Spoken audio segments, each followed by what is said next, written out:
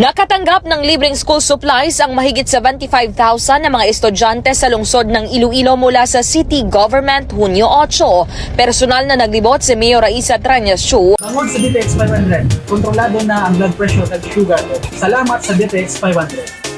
Sa tatlong mga eskwelahan para magbigay ng school supplies kung saan unang pinuntahan ng alkalde ang Iloilo City National High School, gayon din ang Ramon Avancenia National High School at Mandurriao National High School.